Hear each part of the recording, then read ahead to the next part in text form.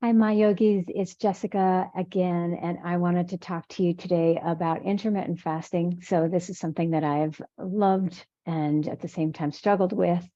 And I have two concepts that really have helped me kind of find my rhythm with it all and feel like I found what works for me. And I kind of never thought that I would. It felt like it would always just be this struggle that I had to focus on. And so I kind of want to see if either of these might be helpful to you. So first, if intermittent fasting isn't really something that you are considering or know much about, just in a nutshell, it's basically taking the time between meals and extending them a little bit, or even a meal.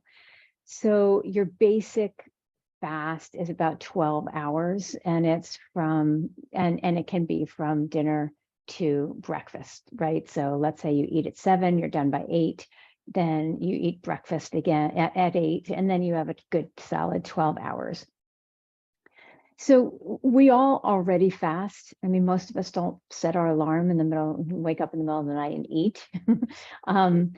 And so the question then is your fast serving you? You know, so it's not that you have to fast for any certain amount of time.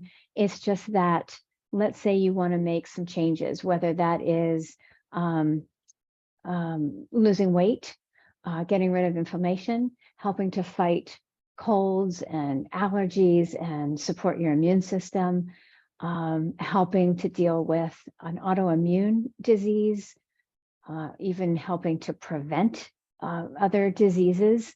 All of these things, fasting has been shown to help. Even Alzheimer's, this during the night is when the body kind of clears away that plaque, that white cookie stuff on the brain. And this is while we're fasting, right? So we don't know what the causality. Is it because we're sleeping or is it because we're fasting? But the point is that when we give our body a break, it can start to do all of these other, health actions. They have ways to support our health that it can't do when it's focused on dealing with food. So that brings us to our first concept, which is Agni, digestive fire. So this is a concept in Ayurveda, the sister science to yoga, which is about 5,000 years old and yet incredibly helpful.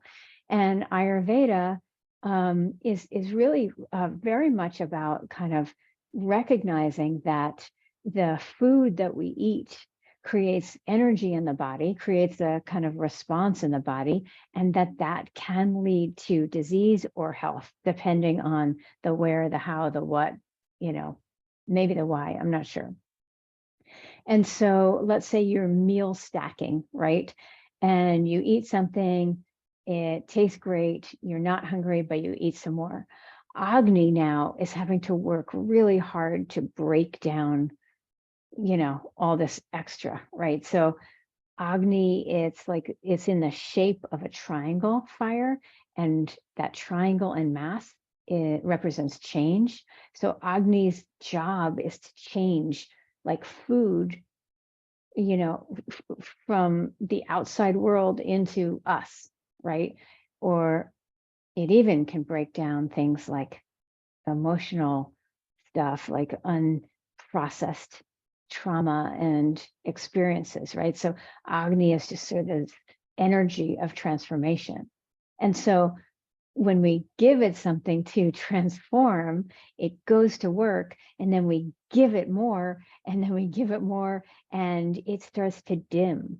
And that light that like shines through our eyes and like glows on our skin, that can get dim. So Agni is this wonderful concept to when we shift our attention away from, oh my God, I have to fast, I'm going to deprive myself of food for this amount of time. Like, no, it's like giving your Agni a break and allowing it to do this amazing work that it does throughout the body of transforming sometimes extra stuff to elimination, right? Just getting rid of it.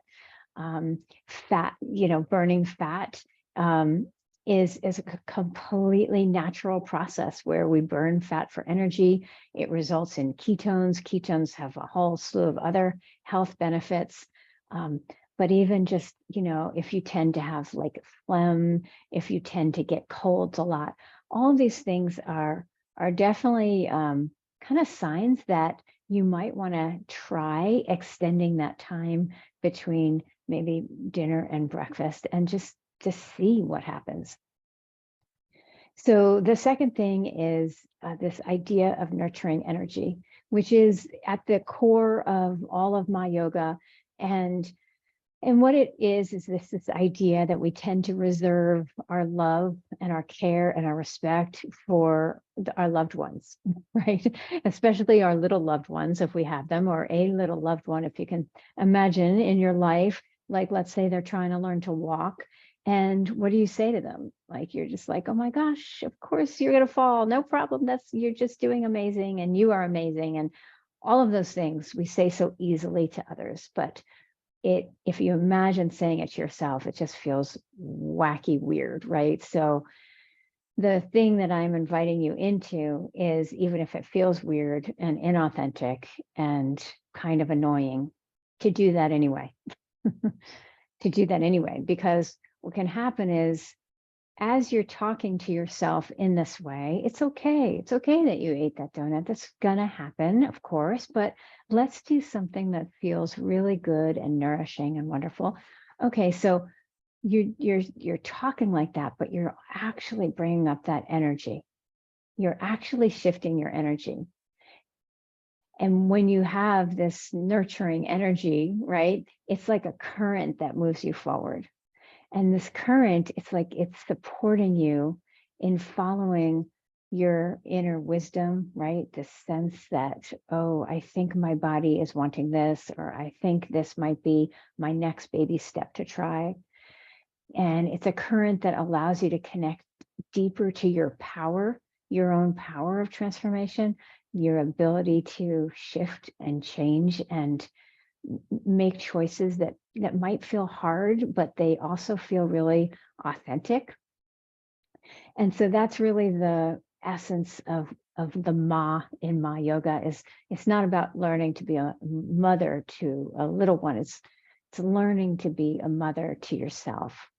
And when you do, you might find that your fasts are too long or too short, or your feasting time is, you're not taking care of yourself in the way that your body needs to be. So when you're feasting, we also want to be nurturing ourselves, especially when we're feasting. And in that sense, it's like, how can I provide my body with just the most nourishing food possible, the food that's closest to the source, right? And of course, it's interesting and informative and even important to understand about carbs and low carb diet and all that stuff. But ultimately, it's like, don't you want to have the kind of life where you're sort of making these choices, not based on what some blog said or what some book is telling you, but what feels really right to you, what feels aligned and meaningful. And it's all going to feed into that. It's important to have knowledge, no question. But once you have that, you're going to have conflicting information. And so then what do? Well, nurture yourself, listen to yourself, slow down, honor yourself. Really just that deeper voice. I don't mean the voice that's like, I want to, Pop-Tart or whatever. I mean the voice that's like, I need to feel really connected to nourishment, to food as nourishment. I need to feel deeply satiated. I need to feel like I want my intelligent cravings to wake up, and I want that to be louder than those other cravings. And I know how to do that. I know that it's really vegetables and fruits and smoothies and taking time to take care of myself that's going to do it.